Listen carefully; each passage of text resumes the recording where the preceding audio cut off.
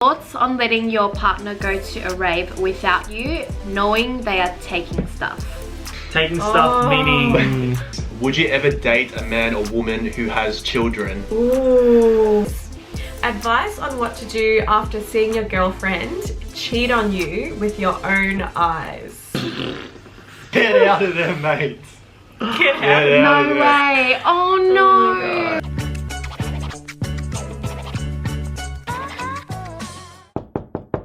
Hey guys, welcome back to our house.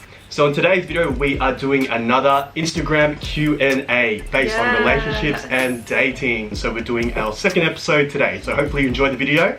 But without further ado, let's get into it. Keen for these juicy questions. So our first question is, how big of an age difference is too much in your early 20s? Oh, okay. So, for example, a guy who's older than a girl, I think it's a bit more seen as like normal. So that maybe the age gap can be a bit bigger.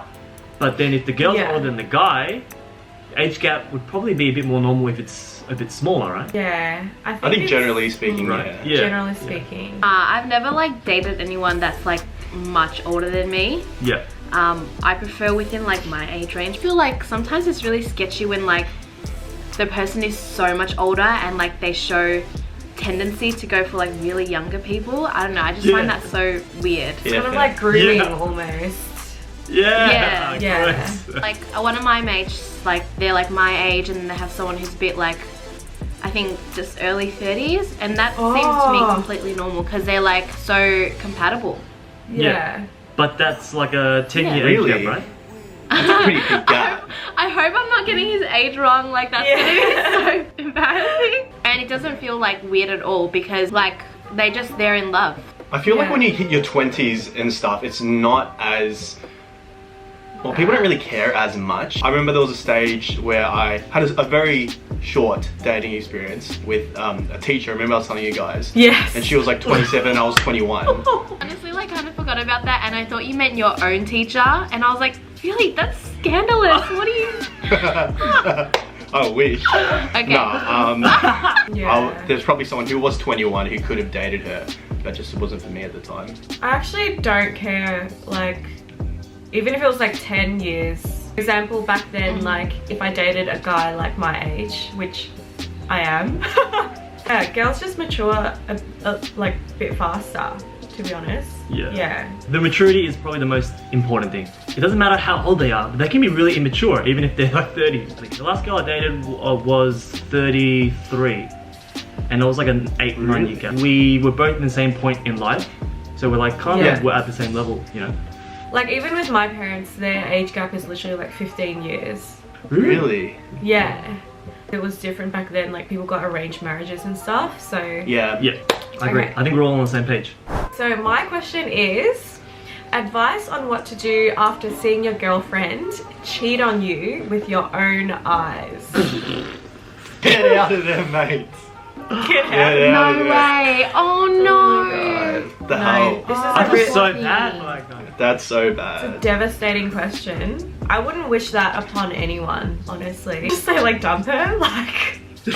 what else is there to say? She belongs to the streets, man. Oh, this guy. Dump her? Like, that's disrespect. You don't need I don't think you that. can come back from that, man. Like, it's not. I would literally be traumatized if I was him. Yeah. You deserve better. What do you guys think you would do if that happened to you? Like, you walked in on your partner with someone else. Oh, I would go ballistic. I'd be getting out my phone, going on Instagram Live.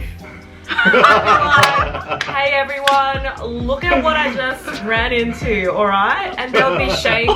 Oh, that's so funny. That's Jen's advice, is name and shame. Yeah, name and freaking shame. I'd probably go like a little crazy.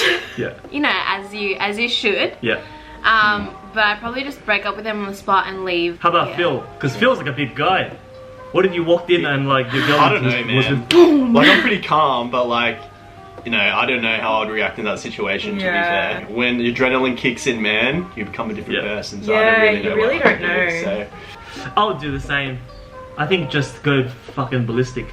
But I feel like if that happens, you just go like, you know when you get so angry, it's just everything just goes all white. I think you wouldn't even know what you did. Yeah. Please find someone better, or just like be on your own. I would much rather be by myself than be with someone like that. Definitely. Yeah. How do you balance life with your relationship and your friends when both parties don't really like each other? Well, that's a good question. For me, it's like nearly a similar thing to your family not liking your partner. Yeah. It's kind of like that. Mm. You know. Have you guys ever had friends who have been in a relationship and you don't like their partner? Yeah. Only like yes. one or two friends. Yeah. I have. Yes. Yeah, because it makes things very like uncomfortable, especially when, you know, your friends are planning like a dinner, for example, and they're bringing all their boyfriends, but you can't really bring yours because, you know, it'll ruin the vibe or whatever. You gotta remember, like, your friends were with you from day one. Yeah. So there's gotta be a reason why they don't like that boyfriend or that girlfriend, you know? I do feel like your friends actually know you the best as well. Like they can see like a shitty partner from like a mile away, you know? That relationship between them just requires work, like any relationships do. Agreed. I find it hard to get on board with my friends' partners when they don't put in effort to try and also be my friend. Oh, yeah, that's 100% same with my group of girls as well. Yeah. Making sure that they both know that it's really important to you that they put in effort with each other to like coexist and be friendly with each other. Yeah, that's a good That point. would be my piece of advice. So the next question is thoughts on letting your partner go to a rave without you, knowing they are taking stuff. Taking stuff meaning... They're going with like a group of friends, then they'll be fine because the friends are obviously there to all look after each other and it'll be slightly more of like a safer environment. I would be worried if my partner was going like maybe just like with one other friend or something. I think an important thing is just making sure that you're both on the same page. The party know like who's going to be there, like what they're taking. Just like communicating as much detail as possible just to keep that other person's mind at ease. You would have to kind of compromise if one person is like really against it and one person really wants to do it.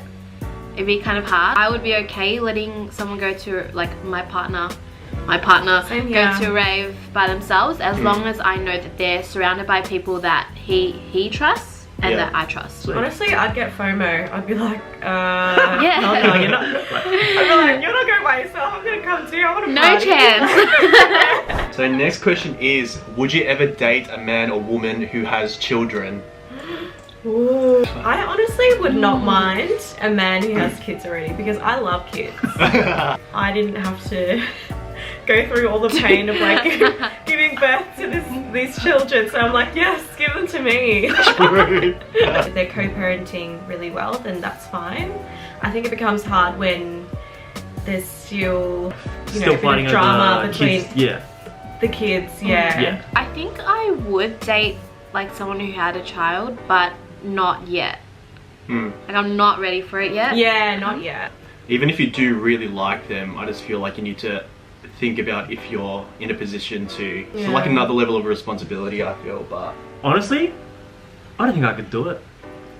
Yeah. Oh, really? Like, just like I was raised very traditionally in my mind. I'm not gonna hold it. That's not like the deciding factor whether I will or won't, but my preference is definitely if they didn't. If she has kids, you'd think that those cards would be laid out on the books quite early, right? When you're starting to date. Well, for sure. Yeah, you can't really hide the fact that they've got kids. Exactly.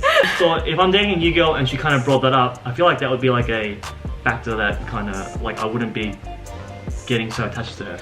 Yeah, that's true. So yeah, you do really have to think about it if you're ready for that. So my boyfriend was against me going to uni camps. If there is a chance to go next year, how do I convince? Ooh. Interesting. Ooh. I've heard a lot of these like situations for couples. How do you convince them? I guess it just depends on the level of trust that you guys have. But yeah, that's hard. I don't know. I just find that really weird. Like there should be trust. If you're in a relationship, there should be trust. I think there's a difference between saying no, you can't go, and also like, obviously it's your life, you can go, but it would make me very uncomfortable if you go. Yeah. You still go, but knowing that you made your partner, like, they're gonna be very uncomfortable for the next like 3 days when you're partying it up. My boyfriend, he was in the uni, he was in ASEAN with Philly, right? He went to camps like 3 years in a row, but I went to camp as well. I know like how committee works as well, like, you know, the committee boys always choose like the hot little like Jaffy girls to go to the camps. Because if it's really important for me to go, like I went to Uni Camps and like it was a good experience. Exactly. And I made a lot of friends from it. Sounds bad, but at the end of the day, if something does happen at camp, like that person gets with another person, I think it just shows that, you know, just move on, like they're not worth it. Yeah, exactly. If they're gonna cheat at a camp, then they're gonna cheat down the road. That's what I mean. Yeah. Yes. Like if they go to a club, Is that- something will probably happen as well. Yeah. It's just that you got to find out earlier. Yeah. That's a positive way to look at it. Yeah. When you're going out with somebody, how do you know if it's a real date or it's just like casual friends hanging out? I think it'd be pretty obvious. Yeah. I don't think it is. During uni days, I would go out a lot with like a girl one-on-one. Yeah. But most of the time it would be like, I would see her as like a good mate. But then sometimes I actually had a crush on the girl. Yeah. So it's kind of hard to differentiate. This friend, like take them to dinner and stuff, I'd pay, that's a mate. At the other hand, I would like ask this girl out to dinner, I had a crush on her, and I wanted it to be a date, but I didn't do anything different. Yeah, I think I was similar when I was like a bit earlier on, but now I feel like what you should do is just make the intentions clear when you are going on that date. If you feel like that person. Girls really appreciate just clarity. But if, let's say like they weren't getting the clarity that they wanted because the guy was like a bit shy, do you guys do anything on a date that would show you that it's like more a date rather than a casual date? Because Kev, you said you did nothing different, but like surely they'd be like, yeah, when you said nothing different, I was like, if you pick the girl up, that's like more a date, but if you meet there, that's more like a casual friend date. Really? I don't know. That's definitely one of the things that I feel like if they pick you up, then that's like a date. Yeah. If you meet there, that's just like casual. And I think one thing that you need to be aware of as well is like if you are flirting and stuff, like something that I made a mistake. I'm not gonna lie, like early on when I'd be with my casual friends, I might say little things and unintentionally, and it came off as a bit flirty, but I try to be more aware of that now. Unintentionally, he says. Normally, I didn't realize that I'd be saying certain things that maybe gave an impression of, you know. So I think that's just to be a bit more aware of what you're actually saying. I don't know. It was just born and bred to be a player. No. You go out with a guy, like, do they show any signs when you know straight away that it's a date or what? The conversation is like they're really trying to get to know you and create like some sort of connection. That would be like they're trying to create something. Last question. How can you tell if a guy likes you or not? You can just really tell from the vibe, like how flirty they are, the effort they put in to like talk to you frequently, the effort they put in to organize dates to see you. The number one that Jen said was how frequently he talks to you. If we're messaging a girl pretty much every single day, that means that you're pretty much the only person that we're talking to every single day. Which means that we damn like you. Frequency of conversation. I don't know why I had this thought, but I was just thinking how like, you don't have to put this in, but Lisa's situation. We were talking about frequency of conversation. Remember her guy like didn't reply for like a week? Oh, that's all sorted now. That's all good now. I knew it was gonna be good. Nah, that's actually all good now. I knew it. So like he put in the effort to want to explain himself. We spoke on the phone yesterday. We told you, girl. We told you. It's gonna be right. Alright, so that's all for today's video, guys. If you did enjoy it, make sure to watch the part 1 if you haven't already. But other than that, make sure to like, subscribe, comment down below what you thought of this video, and we'll see you again next time.